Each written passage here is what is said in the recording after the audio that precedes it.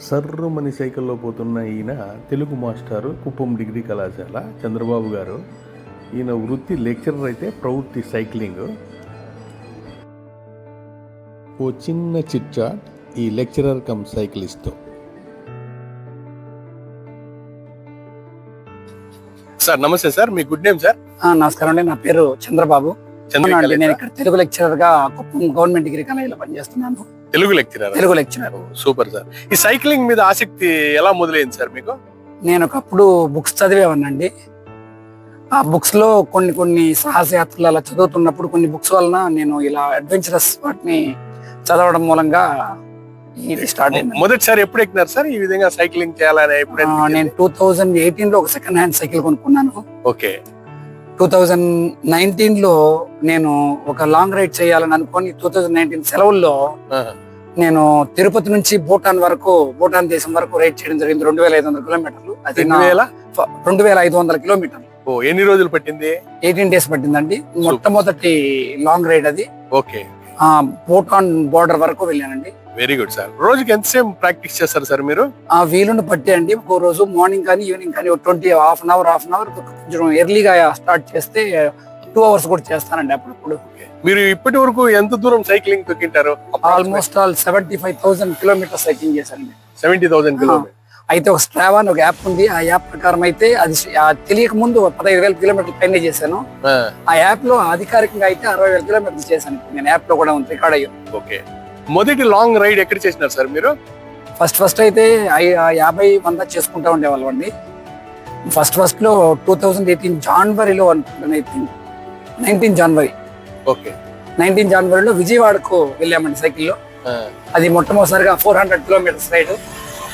ఆ తర్వాత చెన్నైకి, బెంగళూరుకి అలా వెళ్ళడం స్టార్ట్ చేశాము. ఆ తర్వాత ఒకసారి యాలగిరికి కూడా రావడం జరిగింది. తిరుపతి నుంచి యాలగిరికి వచ్చి మళ్ళీ తిరుపతికి వెళ్ళాము. తిరుపతి నుంచి కుప్పం రావాలంటే ఎంతసేపు పడుతుంది మీకు రైడ్ కి? తిరుపతి నుంచి కుప్పం రావడానికి ఇది మూడ్ని బట్టి ఉంటుందండి. తిరుపతి నుంచి కుప్పం రావడానికి ఎంత టైం పడుతుంది మీకు?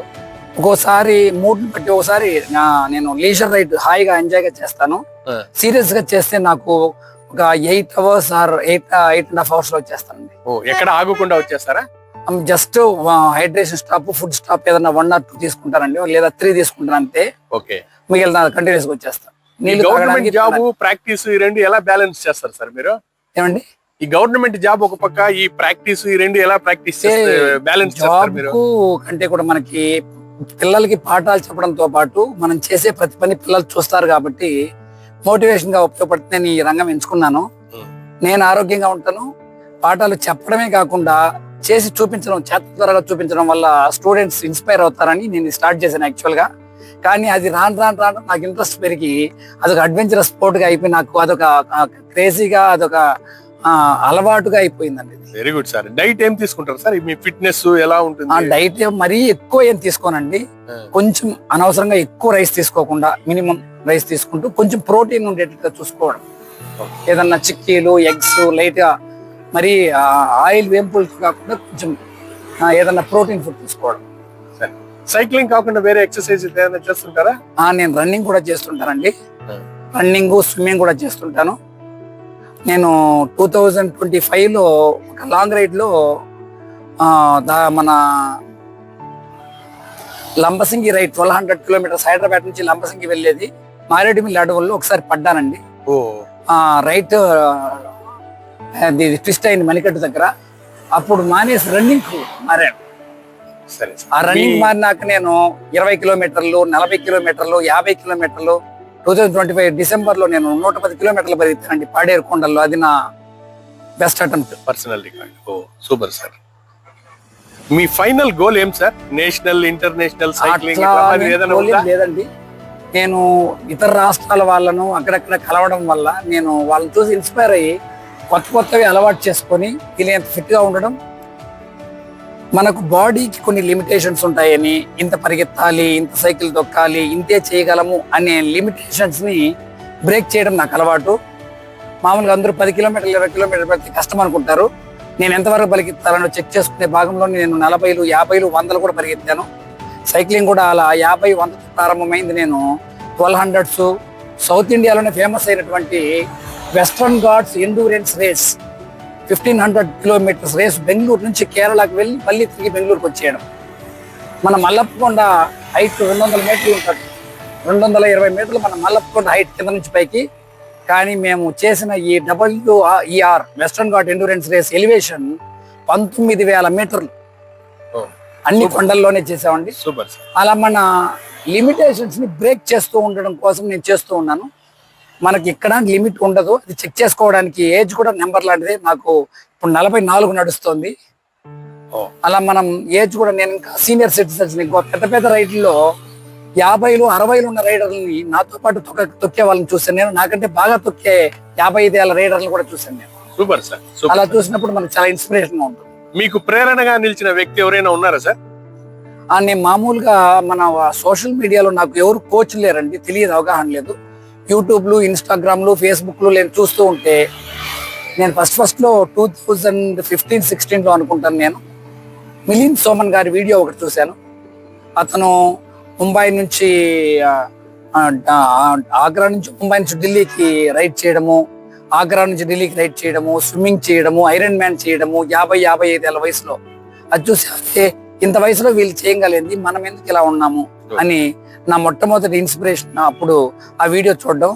అప్పటి నుంచి నేను సోషల్ మీడియా ద్వారా విదేశాల్లో గొప్పగా జరిగే సైకిల్ రేసులు, ఎండ్యూరెన్స్ రేసులు, రన్నింగ్లు, ఐరన్ మ్యాన్ అనే టైటిల్ అనేది ఒకటి విన్నాను. అప్పటి నుంచి నాకు చాలా ఇంట్రెస్ట్ అయింది, నేను కూడా ఐరన్ మ్యాన్ అవ్వాలని.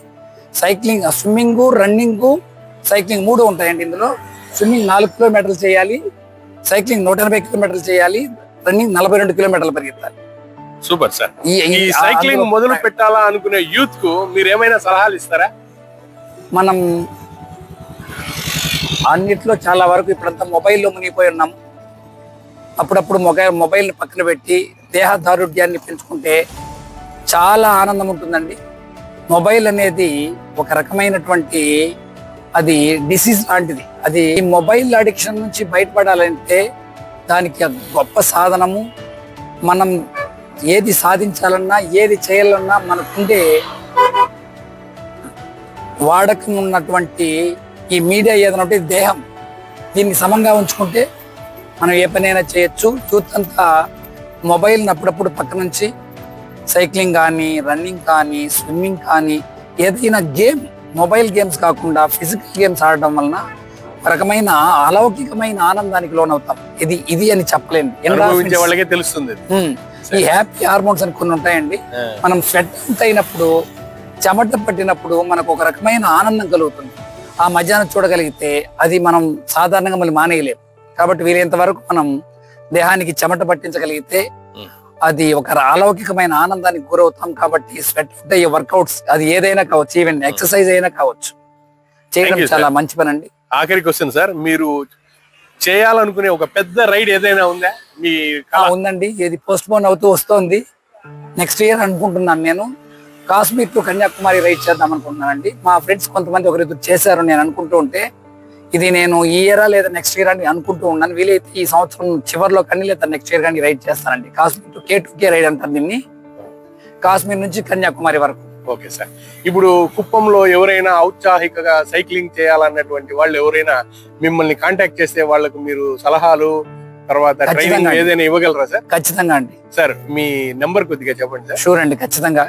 8919834314 8919834314.